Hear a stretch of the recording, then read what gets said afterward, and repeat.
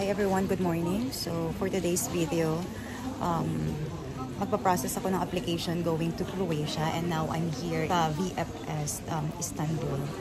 So today is April 7, 2025, and ipapakita ko sa inyo how's the process.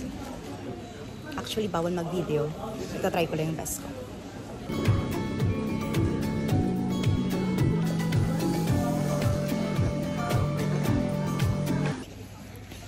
So ayun na nga, naabutan kami ng break time. Kasi ang oras dito is, dapat pumunta ka ng 8:30 to 12. And then 12 to 1, sarado sila.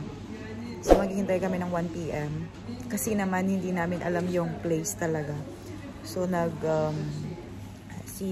ginamit lang namin si Maring Google Map.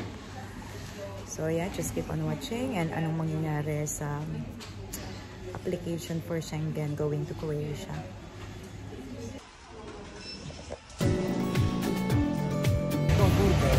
So 3 hours kami naghintay. Kung bihira lang daw kasi nag-a-apply dito ng Croatian visa. So sumingit na lang ako sa pila. Kasi nakapila naman ako pero hindi sila tumatawag ng Croatian something. Puro Malta, ganon.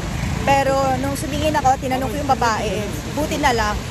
Kung hindi, abutin kami ng siyam-siyam at di kami matatapos ngayong araw. So ayun. Let's see kung anong mangyayari sa pag-a-apply namin na to sa Croatia. At umuulan. Ayun lang. So, thank you so much. Abangan natin kung ano yung next na mangyayari. So, today is April 27, 2025. And I'm going to take my visa to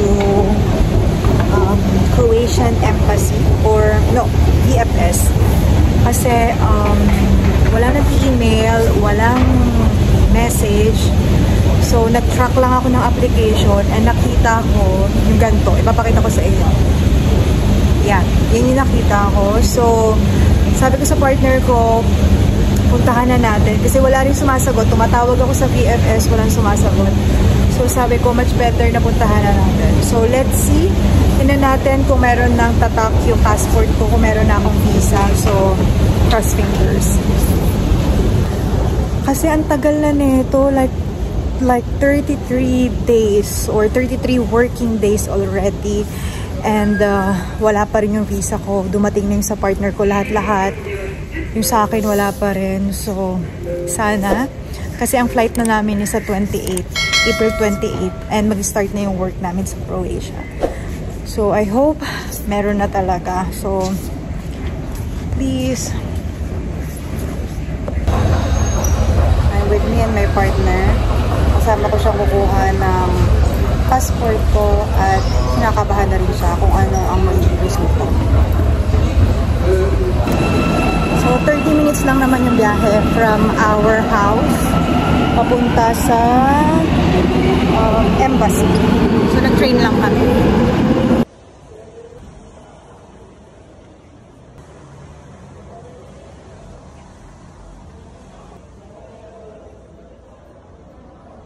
Katapos ko lang kunin yung visa ko after 33 days working days with holiday.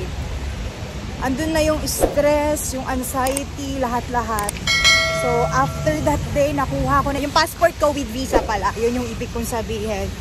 So thank you God, grabe yung pagdadasal namin kasi mas nauna yung visa dumating ni Bench bago sa akin yung partner ko. So, grabe yung kaba ko habang naglalakad papunta sa VFS. And, yeah, nakahinga na ako ng maluwag. And, yeah, see you Croatia, see you Euro.